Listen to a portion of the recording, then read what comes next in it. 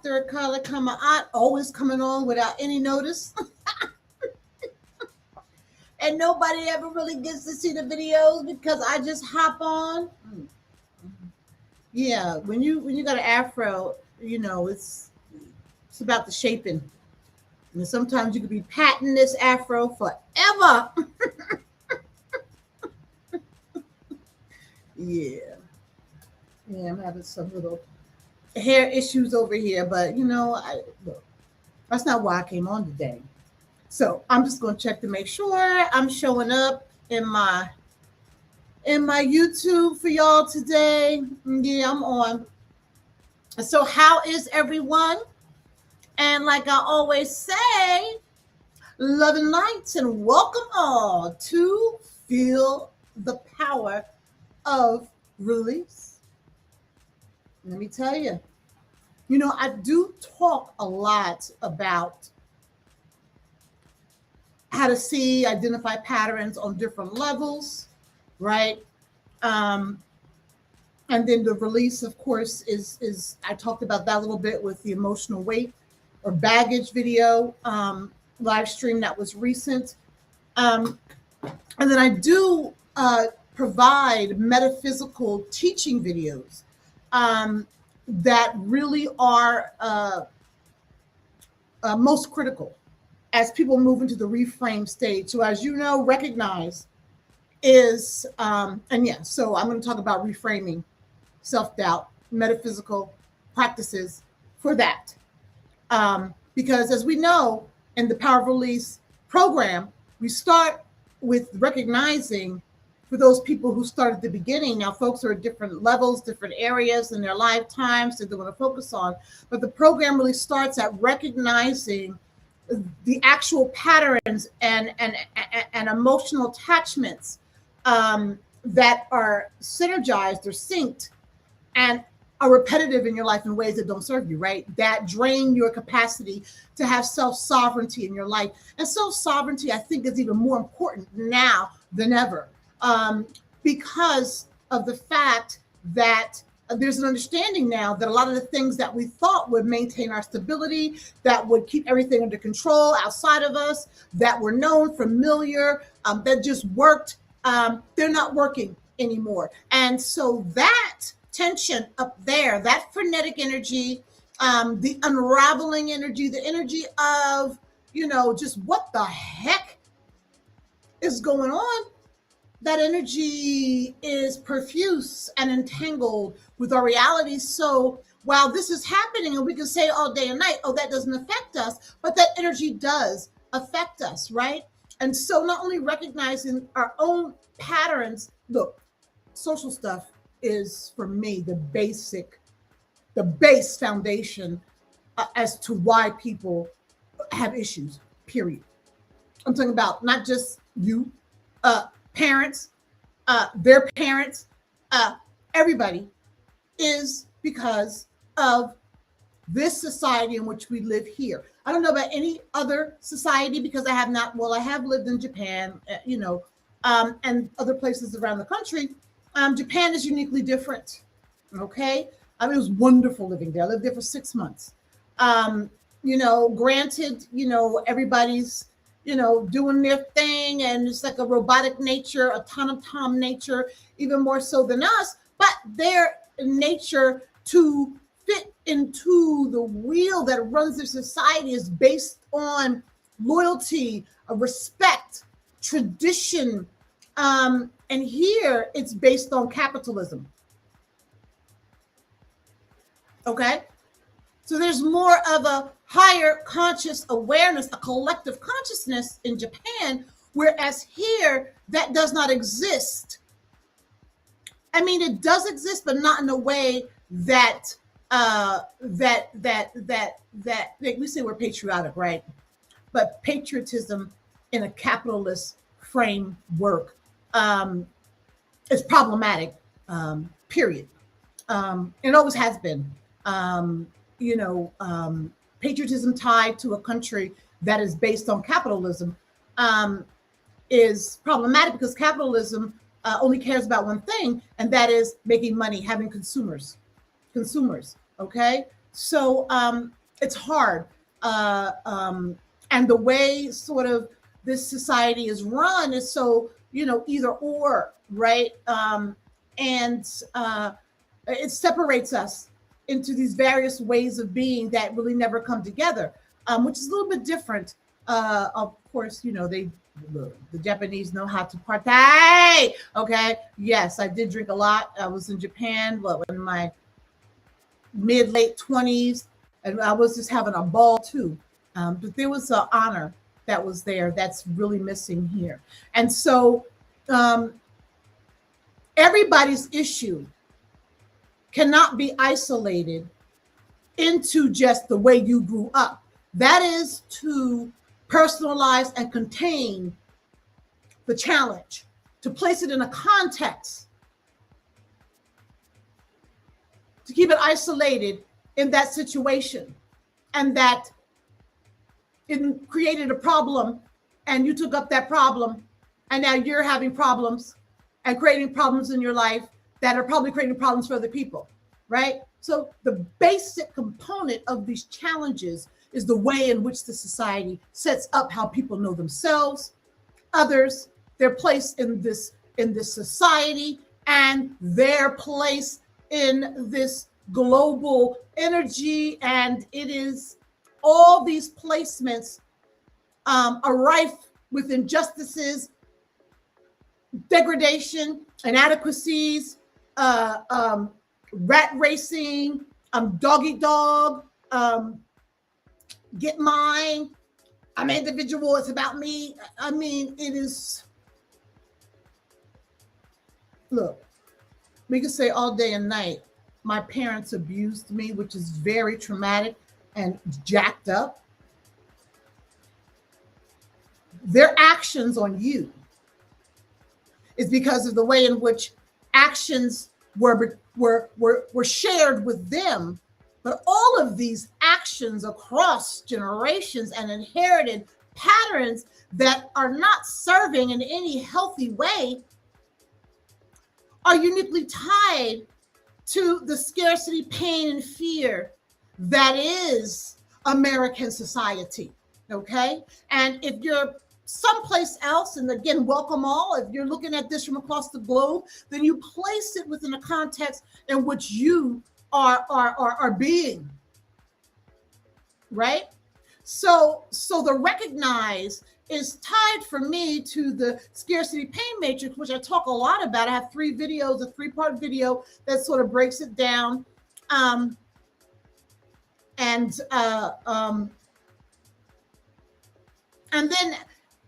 I have videos on the societal illusion. And it's so hard for people to see society as something that was created by somebody else. And that's a problem. Because if you can't see that you are an actor in a system that you did not create, that has a manufactured reality in which you are supposed to take up an artificial placement to maintain the mechanisms of this artificial reality, then there's a huge disconnect between you and you. Period. It's called open eyes. I know woke is like a word, can't say woke, but wake up. You got one life, one life. And yes, I'm here to talk about reframing, but this is about the self-doubt too. You have one life, one corporal life right here and now. Forget all the reincarnations and past lives that are here and there, right? Back there, here, and up front, okay? You got one chance in this body at this time, this place. And do you dare give up your capacity to have a self-sovereignty over self, your purpose and your life, to give it to someone else, to some corporate entity, to some person's business, to this and to that ideology, this ideology, and have you sitting in stuff like, oh, this is me. No, none of it is you. And if you spend your life sitting in stuff that is not you, you have spent your whole life not you. So, yeah, I get a little passionate about this because it is beyond me. Even if you decide to sit in it and decide to play the games, at least be aware of what's really going on.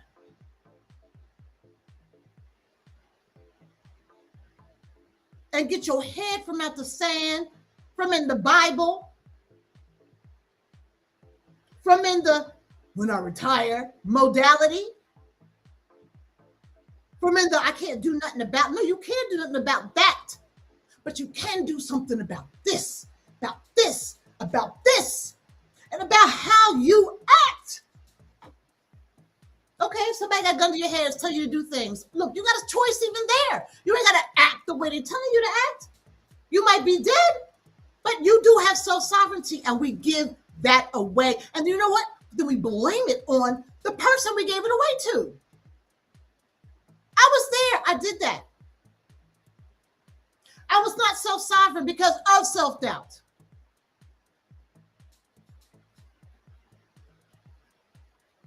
And the self-doubt was satiated with external validation, which really caught me up. And the money in a capitalist society, money, power, respect. You didn't get you with that one. But that's all BS too. But it got me. Just like it has many, many, many people. Period. Point blank.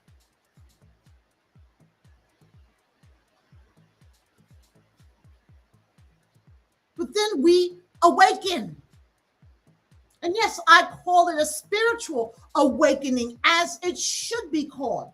Whether or not you have an aha moment, where all of a sudden you are taken up in this cloud of glory, or, sitting at the right hand of Jesus, or understanding the deep revelations of cosmic consciousness and quantum entanglement.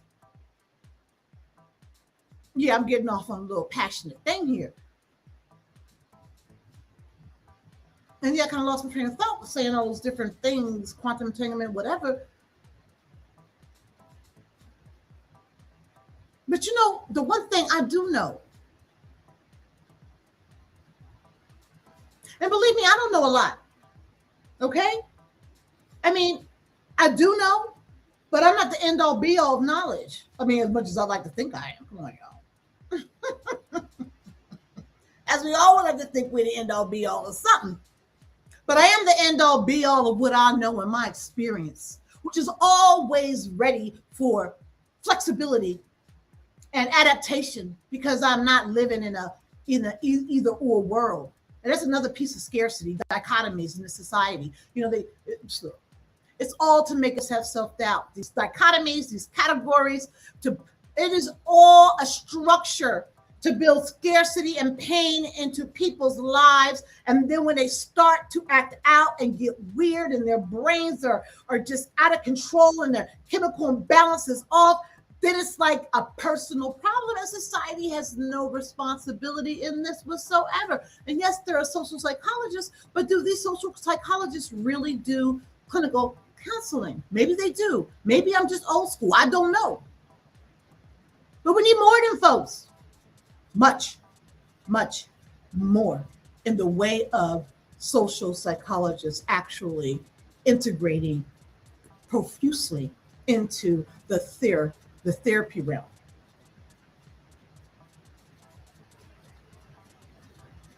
Because I don't blame, look, my parents were not the best parents. They were screwed up in many ways. I did blame them for a long time for stuff. But as I awakened, I began to understand that society had done a job on them. And so they adapted patterns of behaviors and thoughts and ways of being that were an outcome of the way in which the society acted on them, and them not being in control, not having a sense of self-sovereignty, only as it related to how much money they could make and what they could buy.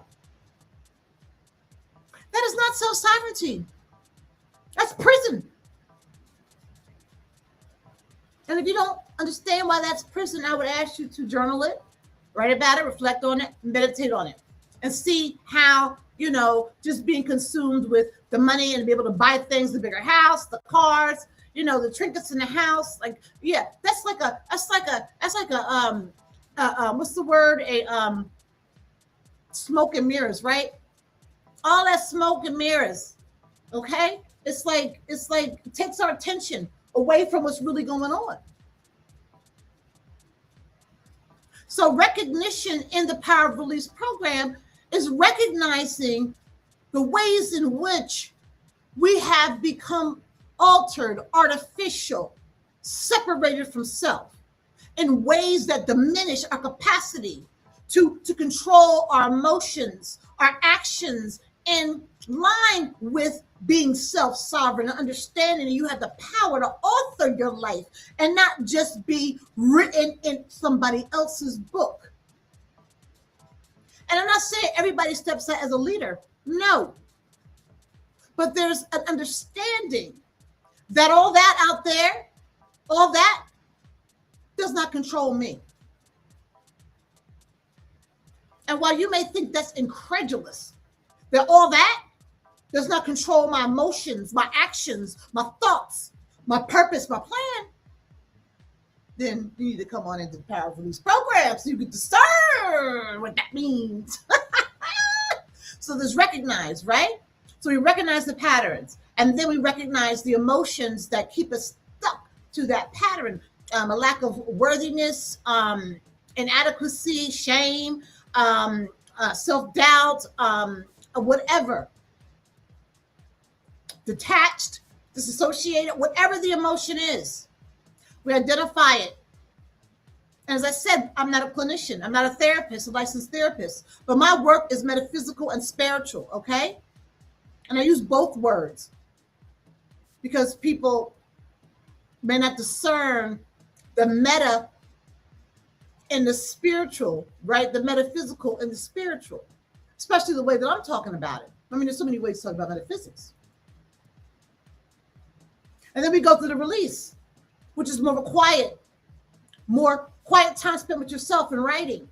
Of course, it's guided in this process, but grieving, giving a funeral for the things that you don't want to have anymore in your life because they have not served you. But we honor them because they have given us the sense of self and a purpose, an identity, a way of living and acting that has been so integral to our lives, right?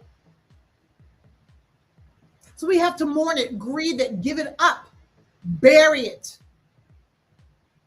in order to actualize the separation of that self, that act, that pattern from you. Because nothing out here defines you. You define you. And the metaphysical approach that I take, you and your higher mind synergize with the divine intelligence is how you do this work to reclaim self-sovereignty. And so release. And release is an ongoing process because nobody can do everything at once. So we focus on the areas that are most critical to your life, to what it is that you absolutely need to change right away because you just know. Or we've identified in the recognized portion something that you never thought about before, but you realize that it has been active in your life and it needs to go. And we go through that process and it's back and forth. And once you've been through the process with me and you get it and it's working, then you can just do it. And then once you're releasing and giving honor and burying that which served you for a time, but is no longer doing so, then you have to move into the reframing, right? They call it reprogramming the mind. I like reframe because reprogramming has too much of an algorithmic tone to it.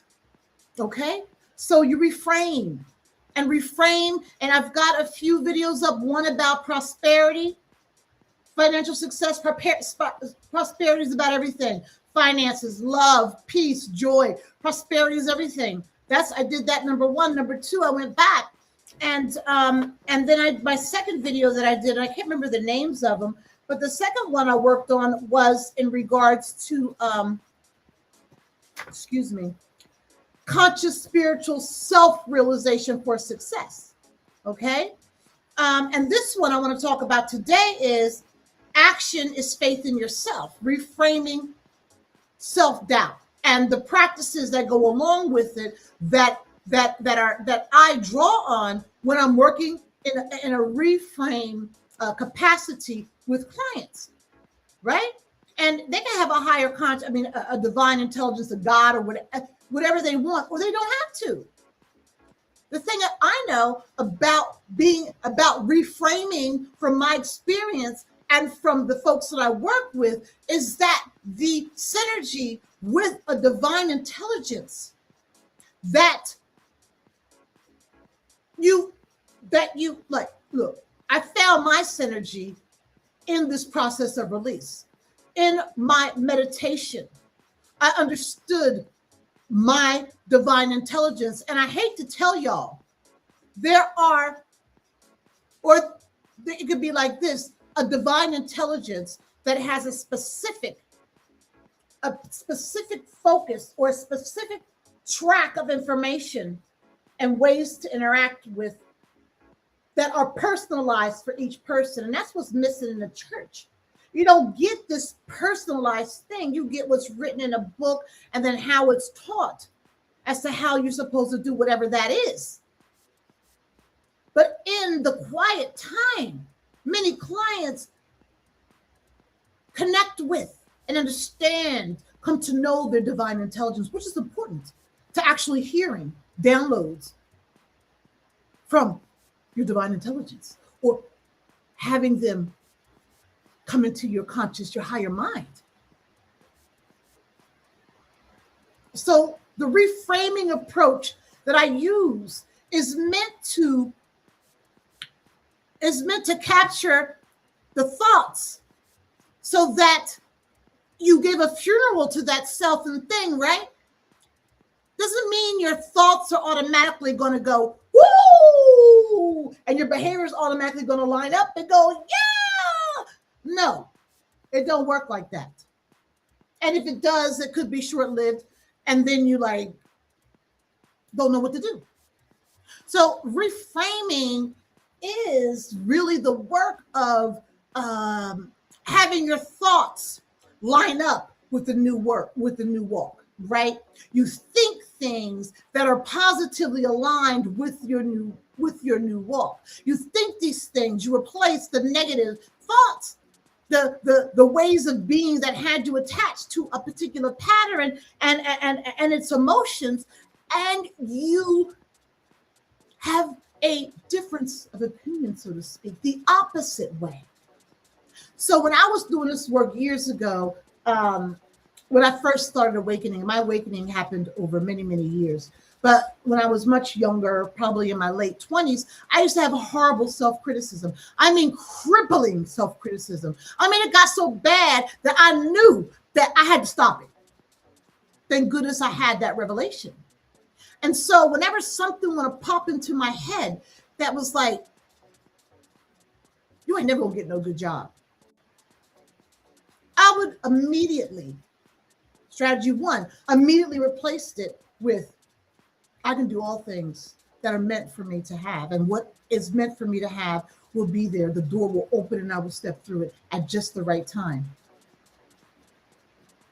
Ain't nobody gonna want you. The person of my dreams is right here, right now. And I will unfold into this relationship as it is meant for me to do so. See the difference? And you keep doing that. Strategy two, there's a time when I wouldn't think nothing. The thought would come into my head. They don't want to, thought come into my head, are you fucking up? I would not sit in the thought. I would not sit in the thought. Even though it was there, I would not capture it. I wouldn't think anything. I wouldn't allow it to take over my brain, my thoughts. I would not. And I did this, that was in my 20s, late 20s. And the reframing wasn't consistent, but I was doing it all the way up until 59 years of age. And then when I went through my own power of release process that I wrote about in my book, the reframe what I was doing, I understood was metaphysical, right? I became to understand it. And as I was in my dark night of the soul coming out of it, I grabbed on to this metaphysical approach so that I could think differently, believe differently, value differently, behave differently, have a different type of response. I mean, that work never stops.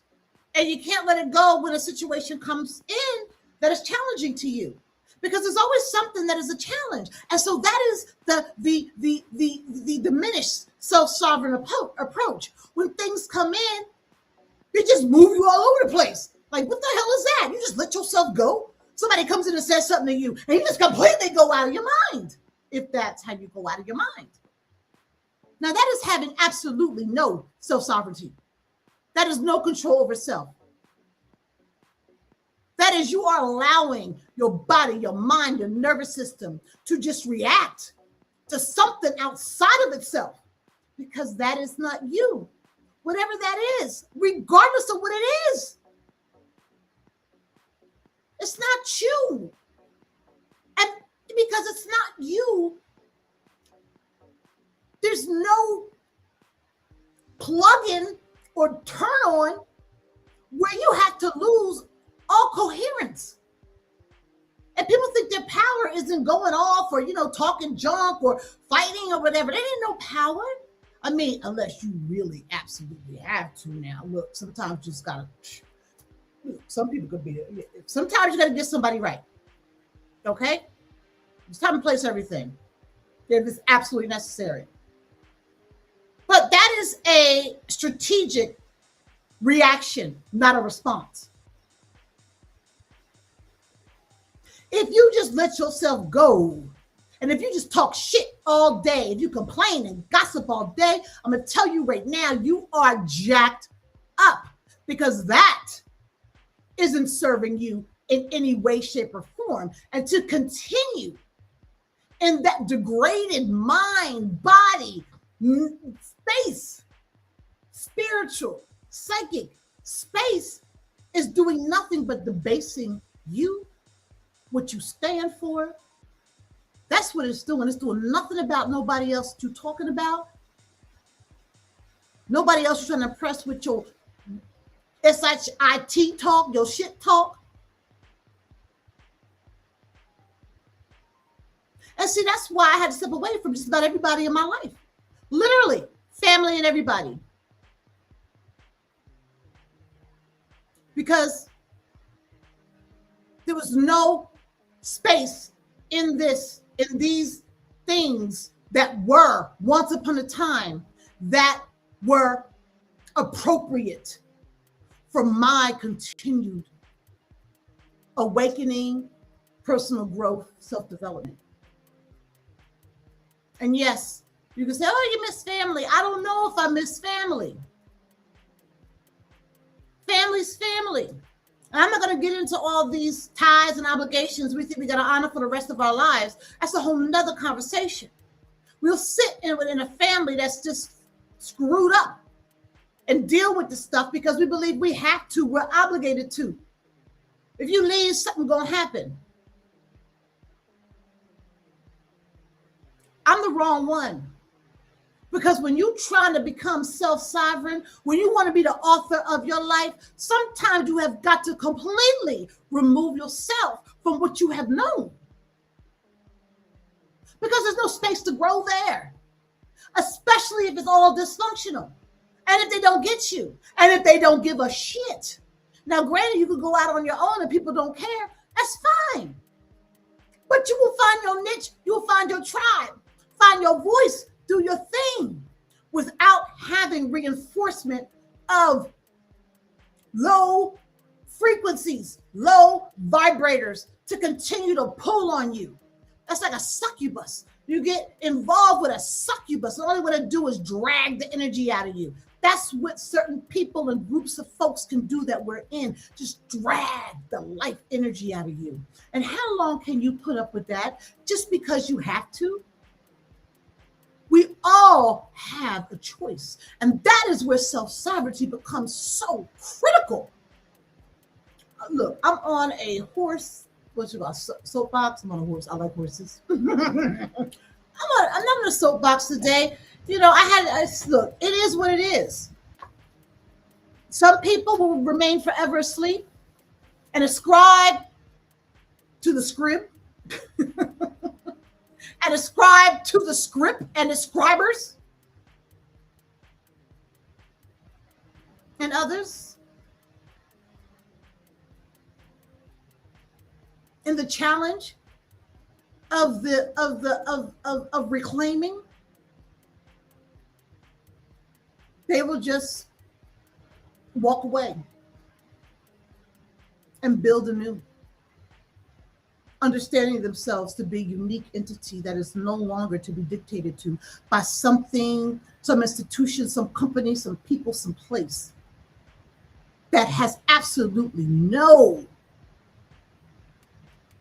true investment in who you are other than as a human resource. And yeah, we do need jobs.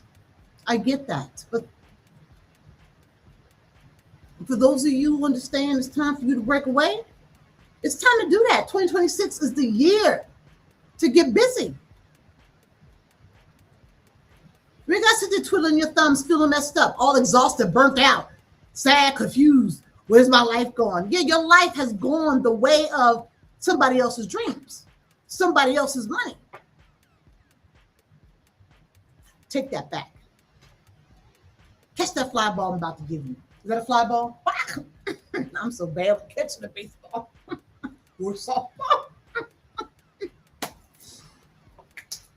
Okay, so today I'm talking about reframing. So there's recognize the patterns and the emotions that maintain the patterns that don't serve us. Go into release, the process of self-reflection and discerning your higher power and all this stuff, and funeral for the things that you want to put to sleep that have not served you at all. And then the reframe is this is all work, but it's good work. It's righteous work because it's work for you. Nobody else, for you. And it is not selfish. If you're not right, nobody's right. Period. Point blank, period. You are the rudder of the ship. Not in terms of being strong, but in terms of being powerful. And in being powerful, it is critical that you sit in self-sovereignty. So, you're releasing, giving a funeral for the things that are not serving you, and then you reframe. Reframe your thoughts, your core beliefs, your values, in synergy with the higher mind. And you sit in silence and you state affirmations to yourself. A lot of people say affirmations don't work, but I'll tell you one thing. I've been doing affirmations and my clients have been doing affirmations for years, and they work the way in which I approach them.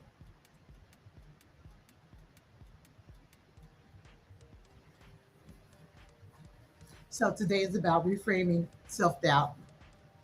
Yeah?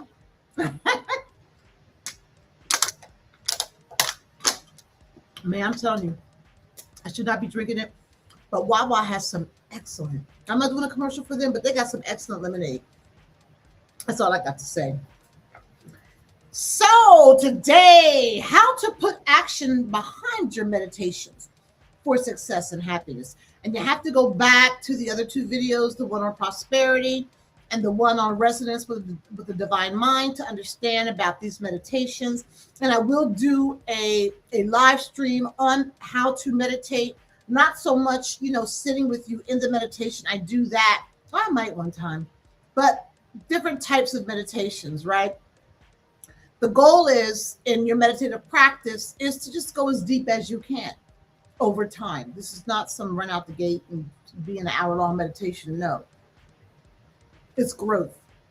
And you may even get to an hour, which is fine. Everybody got all these expectations about what they have to do. There's no expectations. You do what is natural for you, as long as you're doing the work. Period.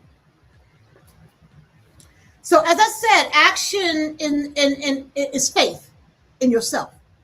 Action is faith in yourself.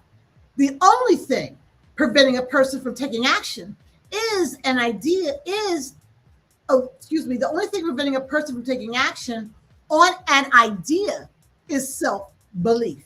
And how many of us have ideas? I had plenty of ideas that I didn't step into out of self doubt. But through reframing, I got rid of that. Look at me now.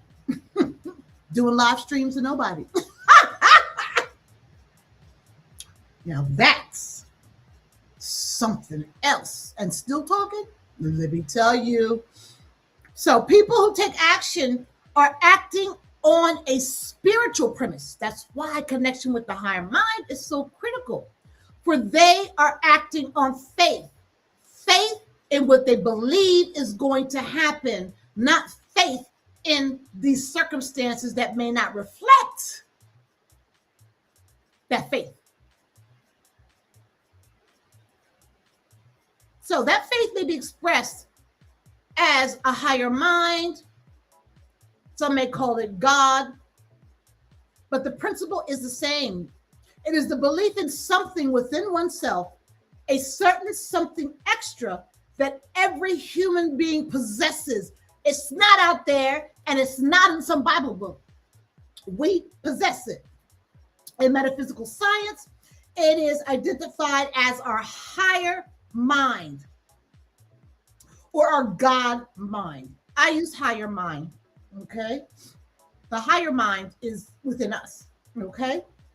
So by identifying it, the higher mind, the mind has a better focal point for concentration in one's consciousness. That's what you think. To make it more real and thus more effective. Okay? That's something special that we possess inside. That higher mind, identifying it, is a better focal point for concentration in your thoughts. To make that higher mind, which is synergized with the divine intelligence, more real and thus more effective in your life. You have within you that something extra, right? We all have it. We all possess it. But society and religion denies it as something, that's not, then, you know, that's not really it. That's blasphemy. That's the devil. Okay? It is your faith in a higher mind that takes you beyond self-doubt and uncertainty, which millions and billions of people are riddled with, to the surety of putting your ideas in action. You have within you that's something extra. That connection with the divine intelligence that exists in your higher mind and conscious thought. Okay? And being in your higher mind takes you beyond uncertainty and self-doubt, aligned with those past patterns, or that pattern and that emotional burden that you were carrying that we removed, takes you beyond that into a truth, a belief, a truism, where you don't think about it anymore. The truism is you put your ideas in action. There's no sitting on them anymore. You don't sit. Okay? You just don't sit. And that's what the reframing process and the power of release is for. It's to get to a point where we are existing in our higher mind. And this self-doubt and uncertainty is just gone. Of course, it comes every now and then. That's a daily hygiene. Then we, in daily practice, it won't come back. And if it does, you have the strategies to get rid of that self-doubt and that uncertainty. And you don't hesitate because you have faith. You have faith. So you are not hesitating. You hesitated all the time in leaving that person of interest that you were with, that significant other. You sat in it. All right? Because of self-doubt, uncertainty about what would happen if you left. So it's not always about an idea of a business. You know, when you're releasing that's what I call a profane attachment, a low frequency attachment. It's all tied to scarcity and pain.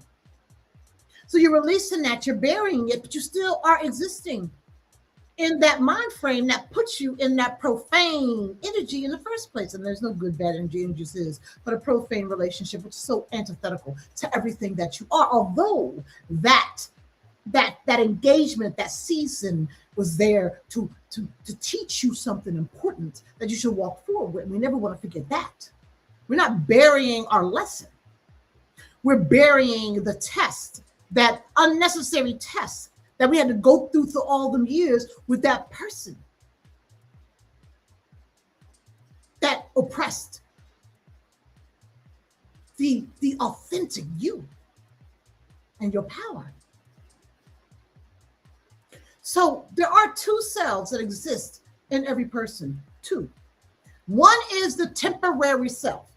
Listen, the temporary self is created by the conditioning of the society, the ego, and usually has a limited appreciation of itself and its possibilities because it is acting within a social script.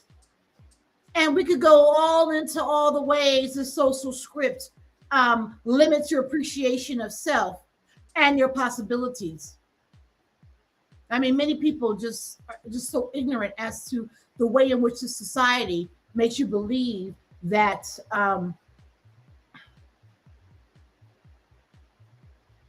that you are not worthy of care, and that, oh, this is it for my life, I'm going to retire and that's it. Then I'll start a business. Yeah, then you could pass on to the spiritual realm. It's a temporary self. It's a self created by the society, dictated by society's rules, and that's the ego. The other is the real self. The temporary self is ego inspired, societally based. The real self is that spark of life that causes you to have an existence. That spark is part of one infinite reality that exists in all things and is the ultimate or true self of your selfhood. Do you know what the true self of your selfhood is? I mean, that really sounds insane. The true self of your selfhood. Your true self of your selfhood and the temporary self is limited in all ways. In all ways. It's temporary. It should be temporary because as you awaken, that temporary self should dissolve. So many people exist in that temporary self their whole life. And they never understand the essence, the spark that actually gives them this existence. Not this society, not this job, but gives them this existence, this life of synergy in the one infinite reality. And that could be the divine intelligence. That could be the universal life force. That could be the cosmic consciousness.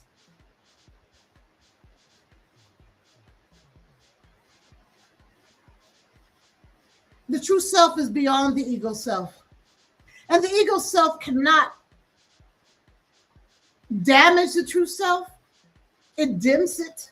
It dims your understanding and capacity to be that because that doesn't fit into these social scripts these mores, these conventions, right? These things that make things work in this reality. I forgot to put my glasses on. I'm wondering why I can't see, right? So, to put your ideas in action, whether it be to leave someone that you know is not serving you and is destructive to your life, to get a new job, to be your authentic self in your career where you are entrepreneurial and making money based on what is unique to you. These ideas could be anything, okay? But not something insane like I want to kill everybody. Okay? I'm not going there.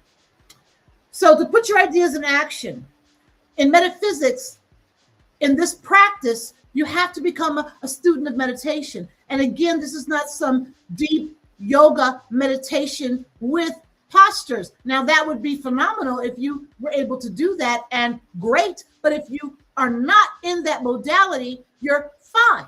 It's just understanding and practicing being quiet in a meditative capacity.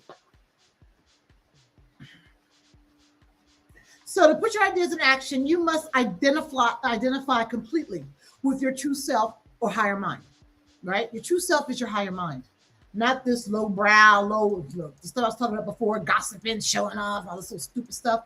That ain't your higher mind, okay? So you must completely identify with your higher mind, because that takes you outside of being in despair of what you may see around you, because that does not define you or your capacity to just unfold into all prosperity that you have never seen. That's the faith. The faith has to be active. So, in doing so, your faith, I already said this, in doing so, a faith in yourself unfolds that you do not,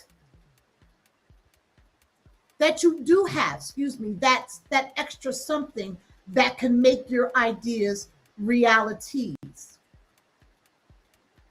That faith in yourself, in your true self, unfolds you into knowing that you have that extra something to turn your ideas into a reality.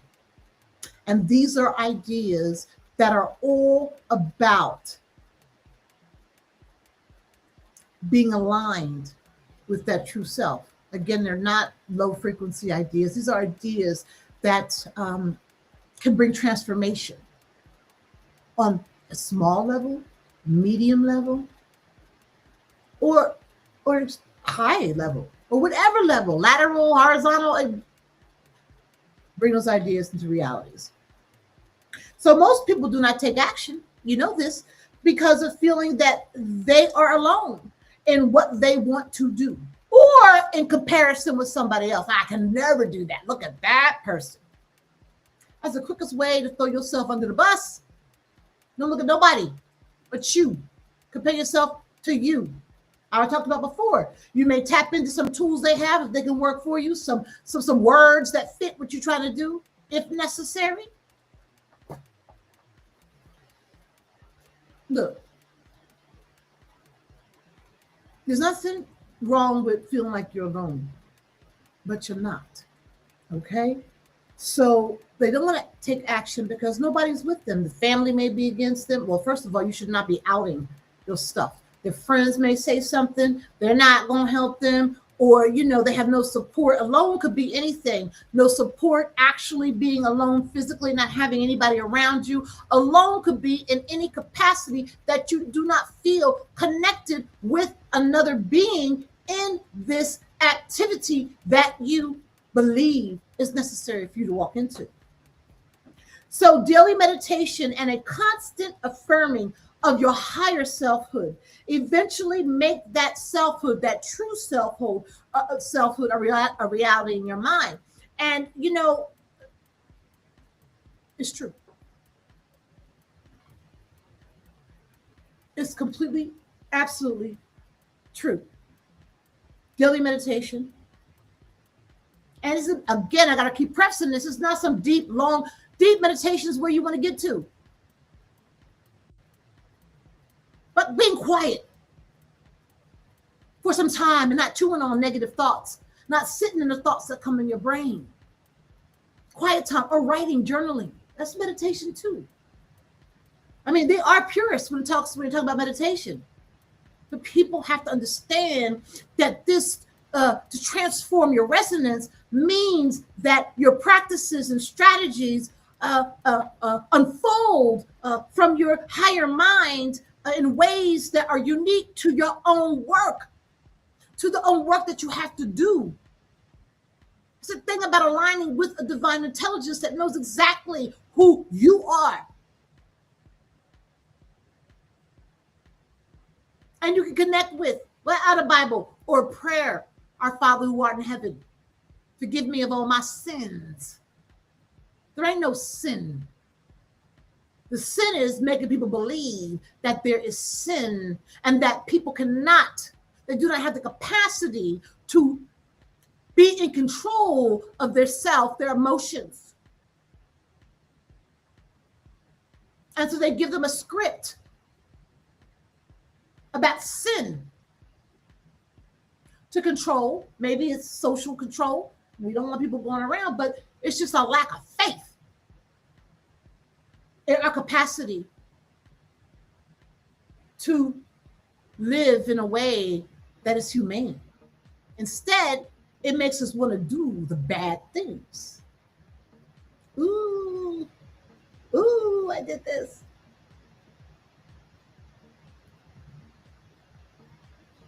So when you are in your daily meditation and constant affirming, if you go back to those videos on resonance with the divine mind and the prosperity live stream, you will see some of these affirmations, okay?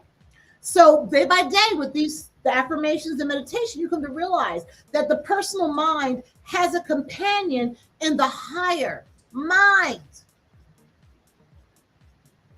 By keeping attuned to the presence of your higher self, the realization comes that you are not alone, ever, never alone. That you are being directed and guided every step of the way.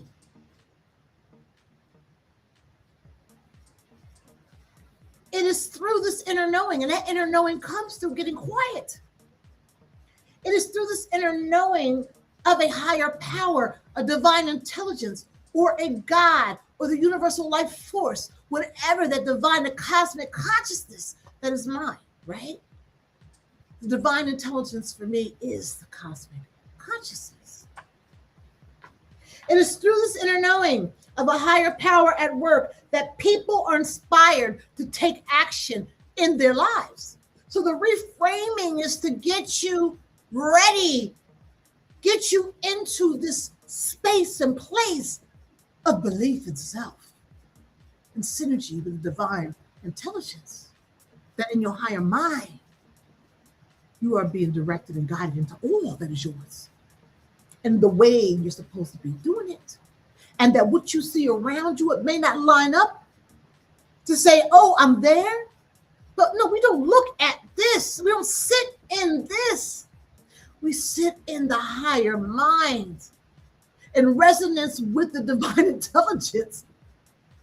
Because that is the faith we need to walk into all abundance, because the universe is abundant and it's not about to let us just falter. And no, this is not some grandiose hoo-hoo, ha-ha, just I'm good, I'm worthy, I'm good, I'm worthy. No, I'm talking about those affirmations, I don't know. Some of them, no affirmations are superficial. They all work. If there's a certain energy that you attend to them, but these affirmations that come through metaphysics are a little bit more intensely worded, and their structure is so that you always understand that you are, that your higher mind is active and that you are synergized with the cosmic consciousness, divine intelligence, okay? So,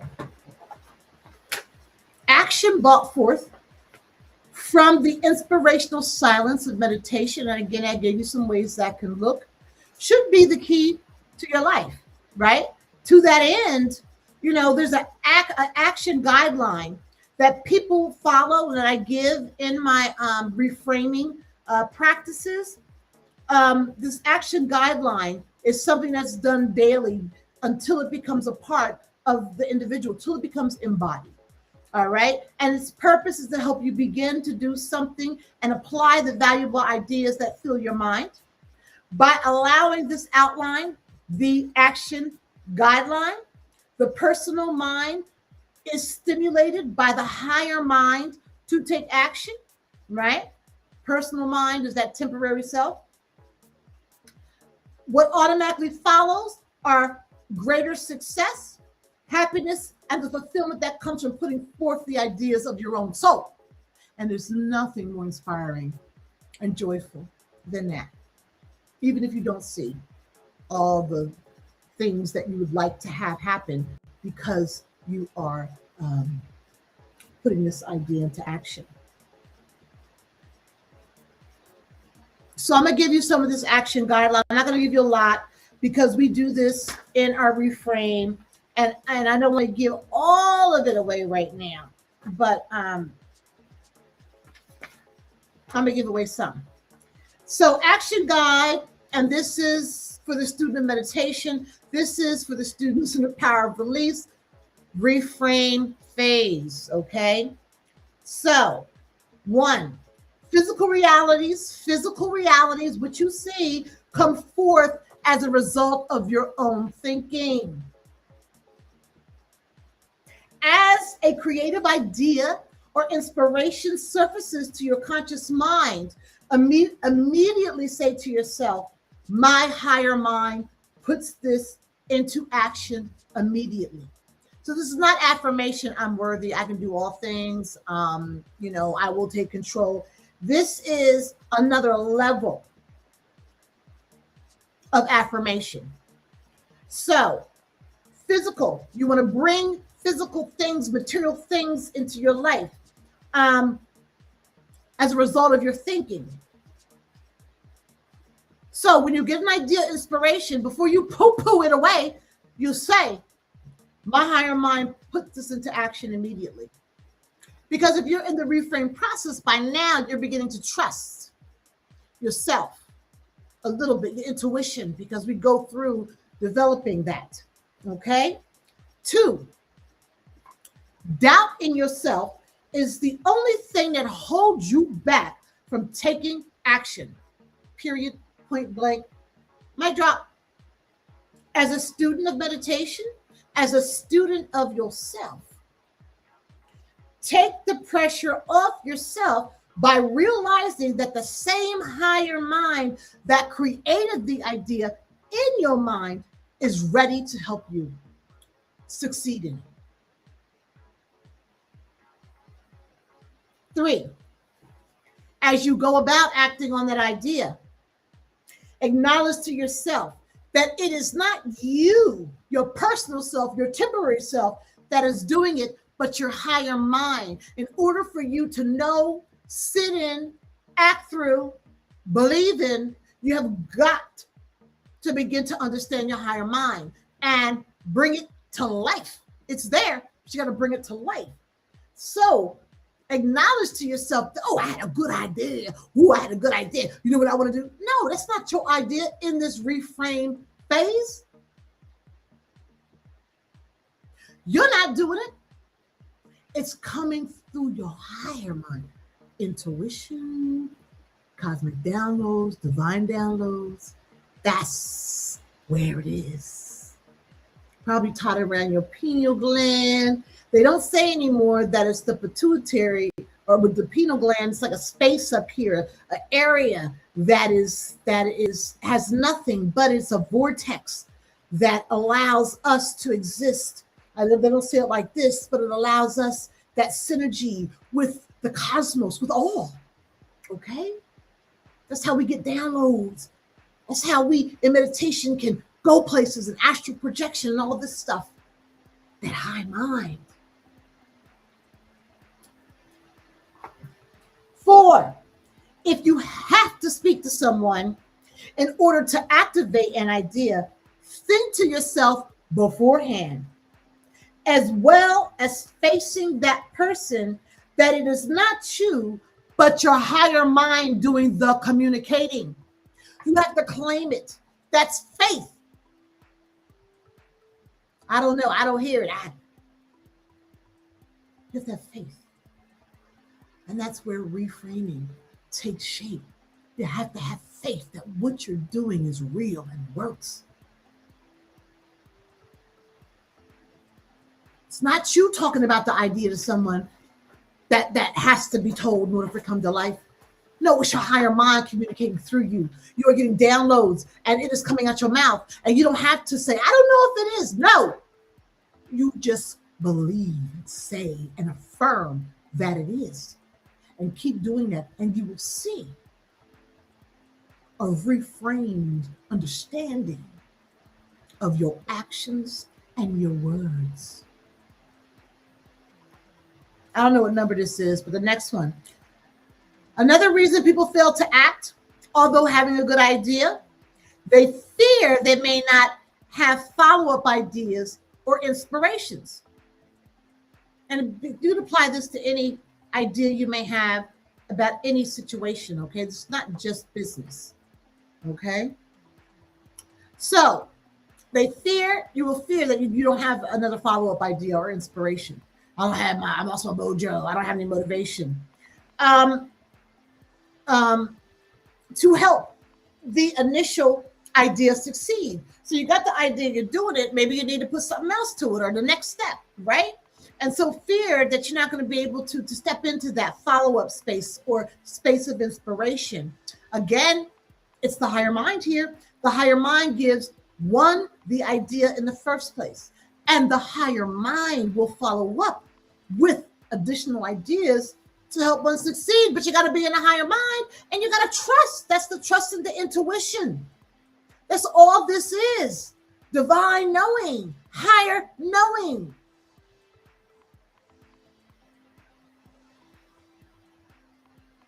And you got to hear it. And if you don't hear it, as I said in one of my live streams, just keep doing, believing that what you're doing, if you have communicated with your higher mind, ask for directions to direct your footsteps and your actions and communication, then believe that that's what's happening, period. And you don't need to go to church for that. Or you can go to church and do this too. It's not one or the other. It's every strategy that is possible to help you take sovereignty over yourself and your life.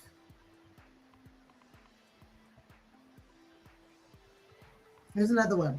A person who takes action does so out of faith, as I just said. That faith should not be in one's personal self. It ain't you. In the reframe, it's not you, because what was you before was not working. Your ideas were in that temporary self mind, that ego. So the reframe, the pressure is not on the person. The pressure, if you want to call it that, is realizing that your higher mind exists within you.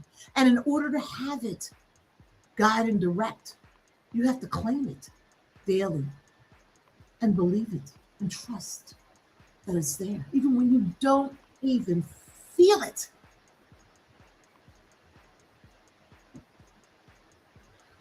So that faith should not be in one's personal self, but in one's higher self, which is more than equal to any task.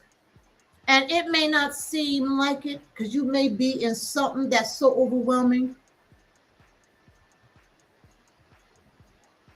Don't be scared.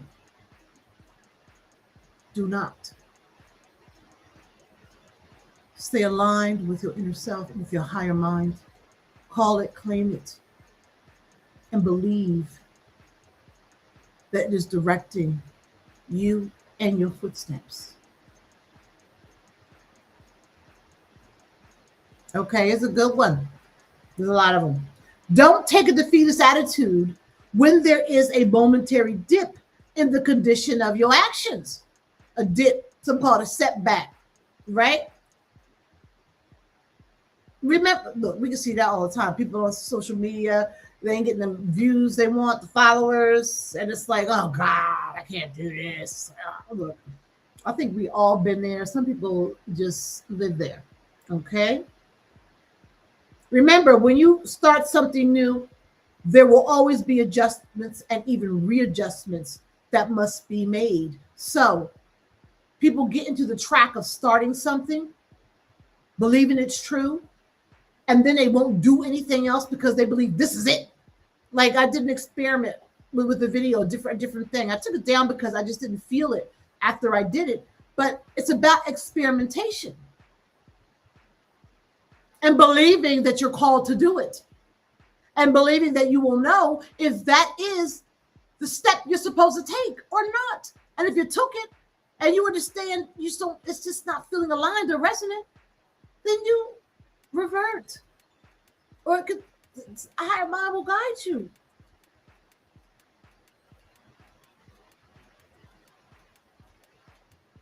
Here's the last one I'm going to give. There's several. So consider negative emotions coming into your mind, creating doubt or hesitation, are part of your personal self, a part of the ego. Period. It's not you. They're not even talking to you.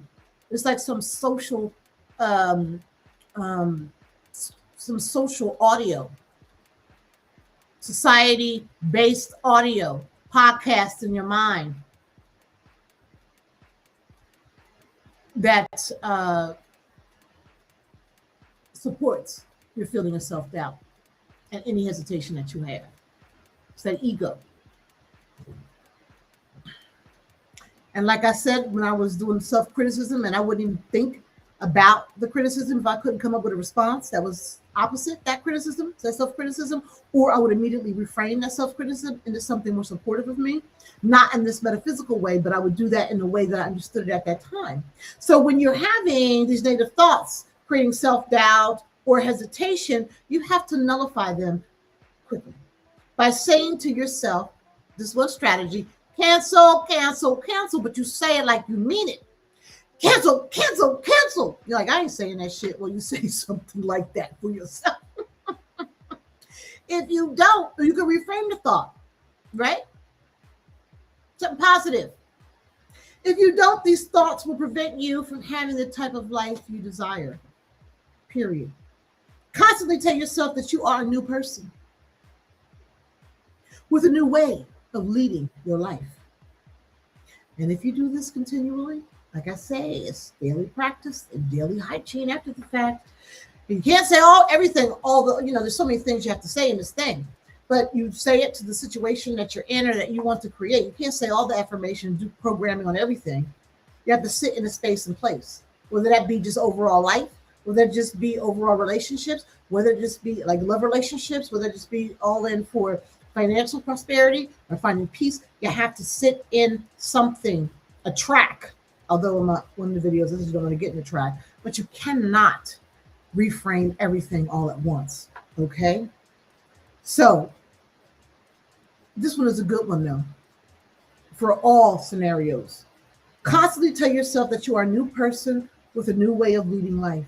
If you do this continually, your subconscious mind will come to accept it, and it will. And you will find yourself automatically living by taking action within your ideas. So let me say something to you. People think that they're just who they are because this is how they create themselves to be. I'm me. Most often, no, society crafted you. And you're not you. You are an identity that is socially sanctioned. Okay? I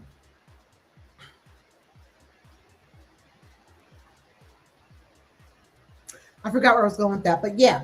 So that identity is an idea that is socially sanctioned. That's your temporary self, your ego, right? And I don't know where I was going with this because I'm saying these things, I'm teaching you, and I'm having downloads at the same time. It could be a little disconcerting, to say the least.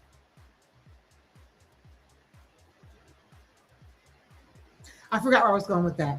So, a person who takes action does so out of faith.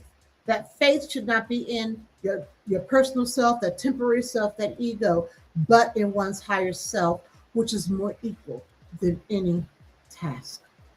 Okay?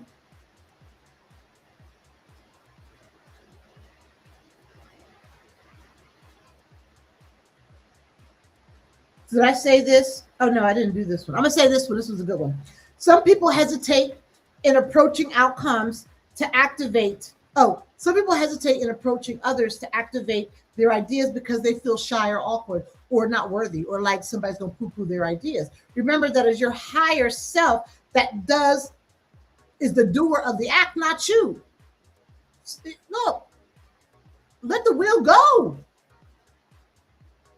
Your personal mind, your ego should become as a bystander that watches and praises the wisdom coming forth from your higher mind.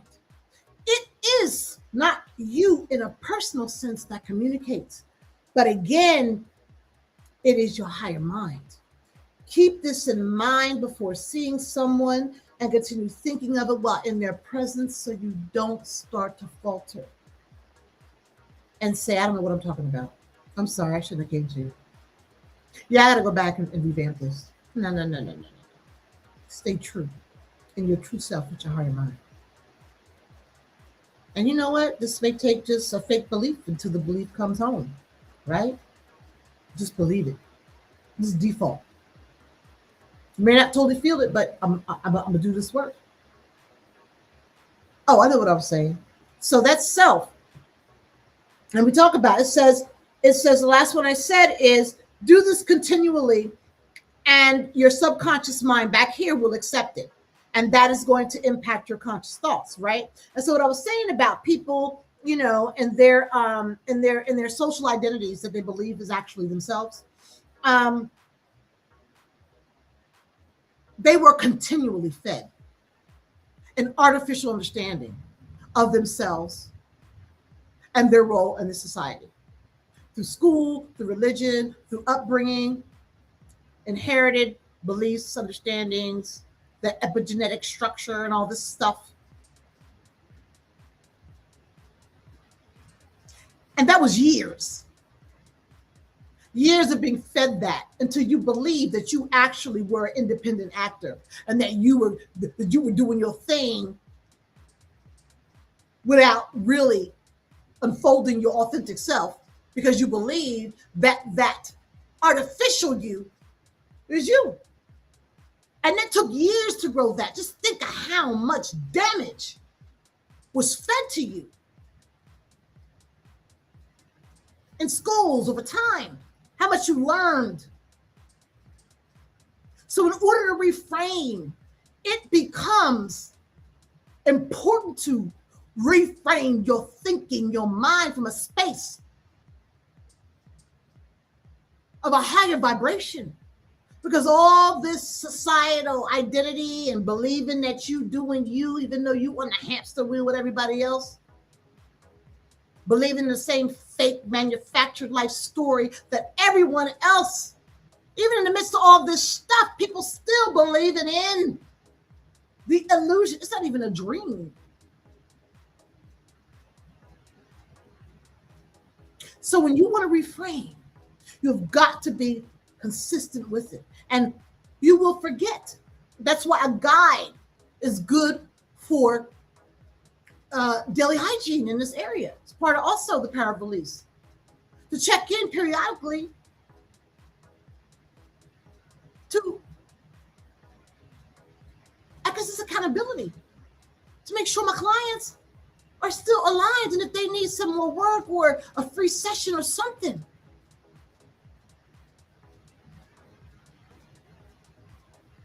But as long as it took you to believe who you are right now,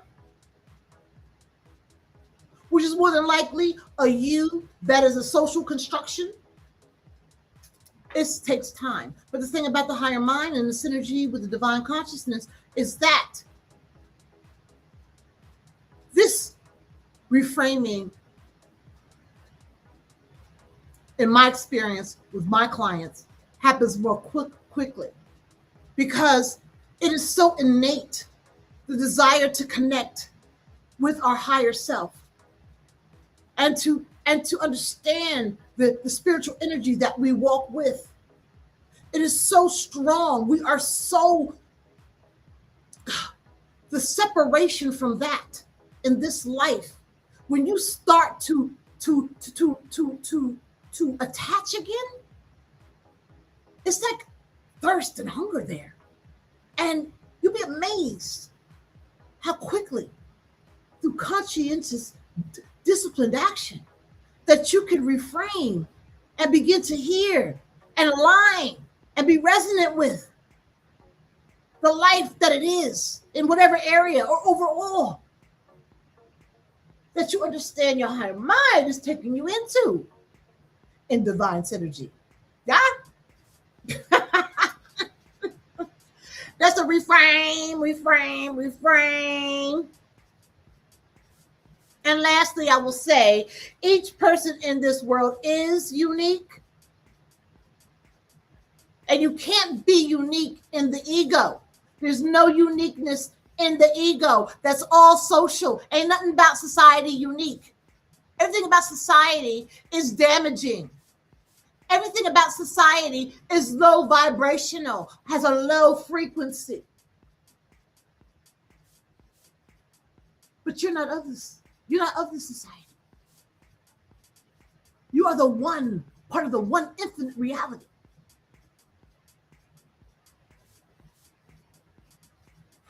Every person in this world is unique and has a special purpose. If that were not so, you, me would not exist. Yeah? Why would we be birthed into the world? Why would we be placed into the womb cosmos? The womb is where the spirit, the chosen one to come in here, choosing a temple to come through the womb, is melanated, dark, and that spirit grows into another being. And the vaginal, the uterus and the vaginal, that root, right? That is like the wormhole. So the spirit is placed back into a body cosmos and then moves through a wormhole. Very quick exit from outer space or wherever that entity is living and being. Into the womb, 9 months, accelerated growth to go through that wormhole and come out into this reality. It's not a preparation to say somebody doesn't have a purpose or shouldn't be here. They ain't got nothing going on. Everybody is existing because there's something that they have to do. And that temporary self, that ego, is where people get caught up in the dream. It's not even a happy dream.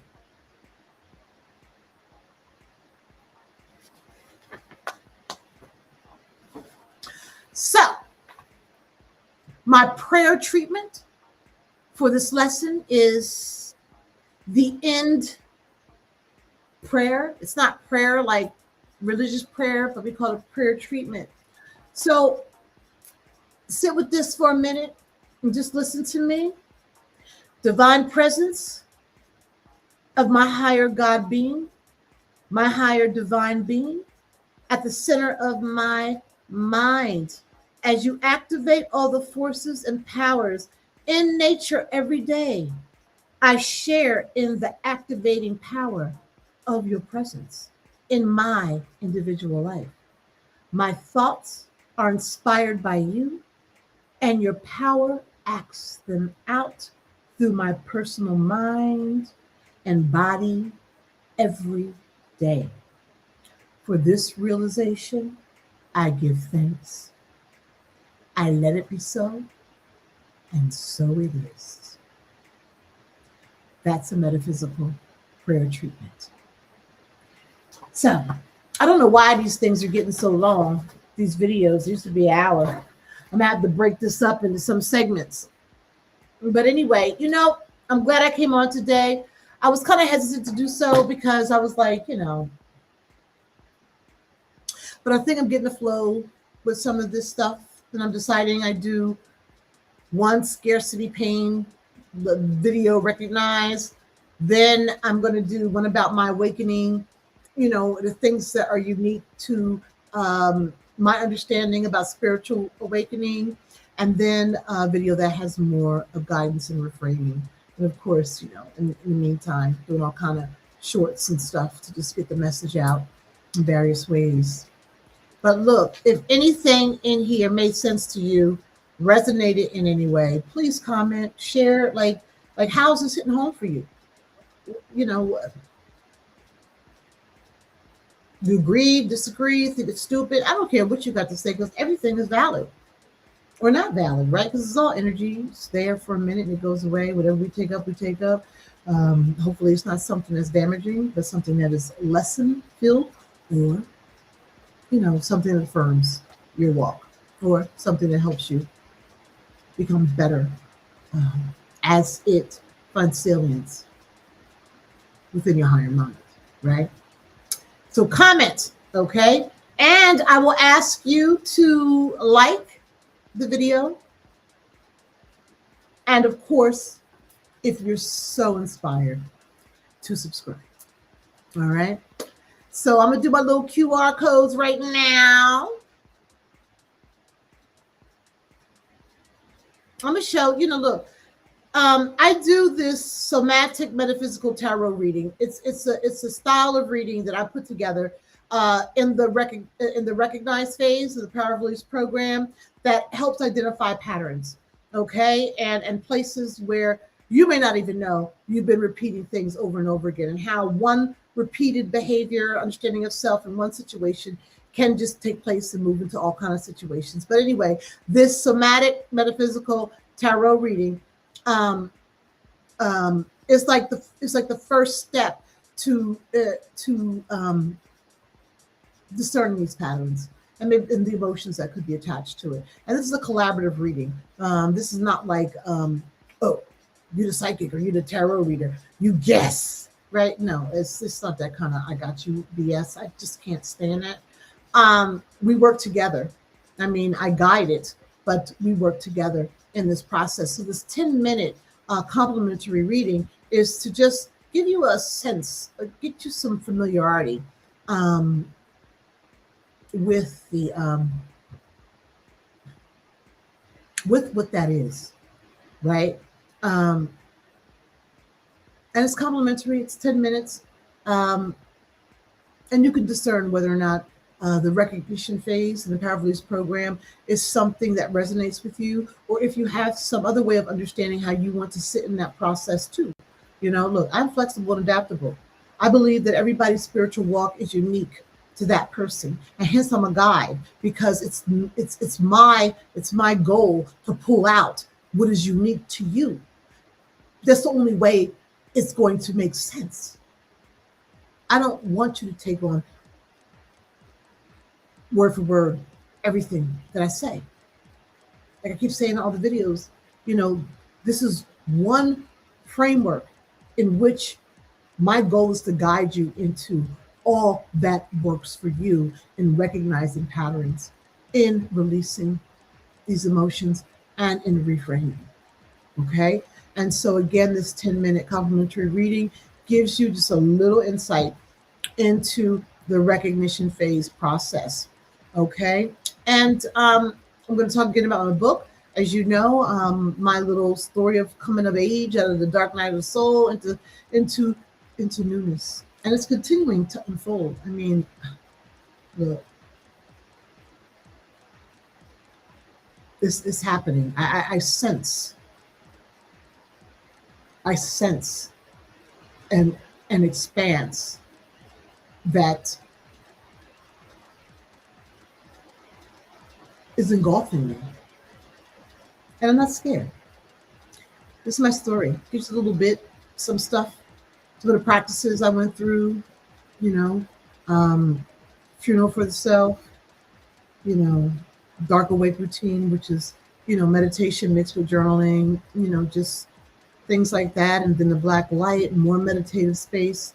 Um, and that's really tied to my understanding of melanin as well. I don't talk about that in the book as much, but I will do a, a live stream of my unique um, um, black black light experience as it relates, as I came to know something other about my existence through melanin as a key part of my spiritual awakening.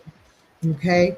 And then this goes through, radical resonance. And that's self love ultimately, right? It's all about self love and self care. And radical resonance is just, you just understanding that if you're not right, if you don't care and respect yourself, there's nothing that's going to work. Not to mention, nobody's going to care about you and respect you if you don't do it for yourself. Because why should somebody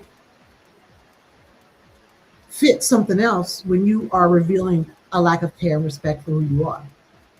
And of course, you will project that, and others will quickly take up that space to show you what it is, you know, that's happening inside of you. Ah, yeah, yeah, yeah, yeah. The universe responds in kind. Remember, it responds in kind. You think negative, you be negative, you act negative, you get negative. You're always like, well, how did that man? He's a jerk. How did he get rich? And look, comparison is not an option. Who cares what happened? How he got that, or how she got that, or how they got that? Who gives a hizzy who? Not you, because your higher mind is leading you into all that is yours. So why do you give a freak about what anybody else got and how they got it and what their attitude is in getting it? That's the problem. You over there, over there, over there, over there, instead of in here. And don't act like you're not. It's all about everybody else. What about you? When you gonna put you first?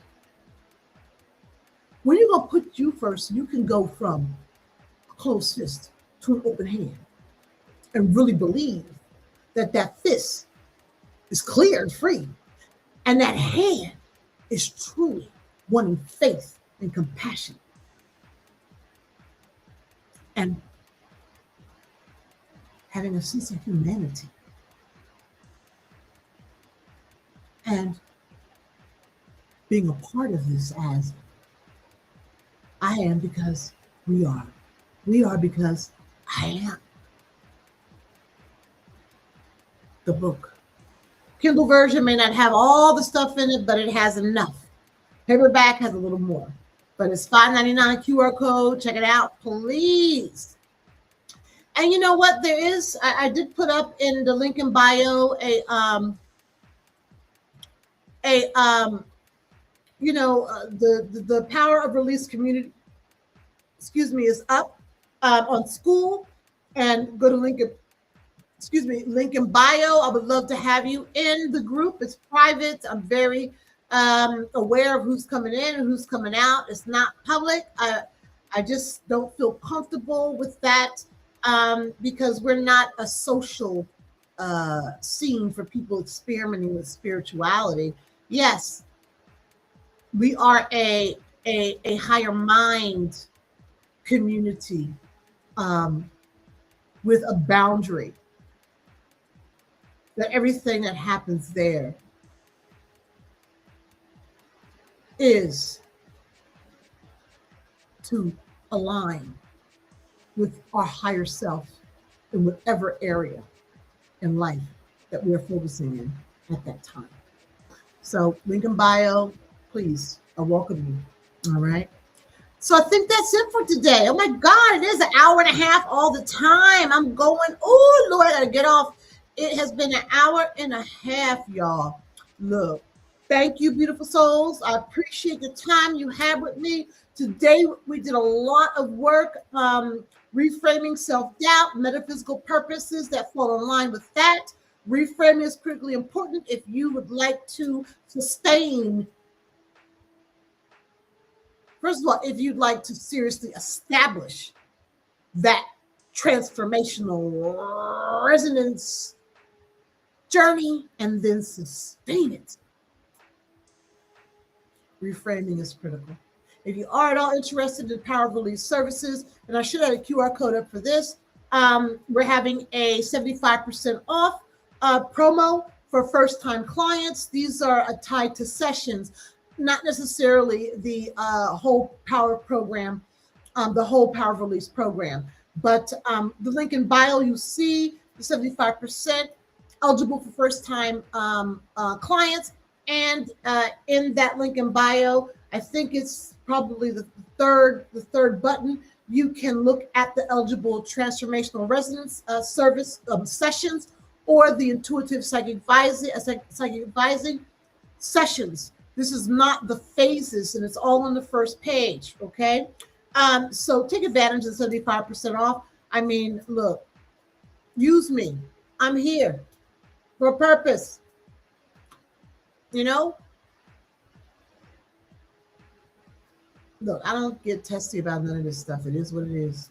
I just keep doing what I do because I exist in a higher mind. And I know that instead of you with the divine intelligence that I will step in, that I am stepping into and having faith that I will continue to unfold into all that is for me. And I will know then, as these revelations become much more expansive and clearer, whether I am for the individual or whether I am for the masses. Period. There is a difference. Thank y'all for staying with me today. I'm hanging up. I'm shutting down. I'm ending the live stream. I appreciate you so much. Yes, thank you. And have a blessed day. Believe in your capacity to be in your higher mind. That is where you will find all that is yours to aspire toward and to achieve in this life.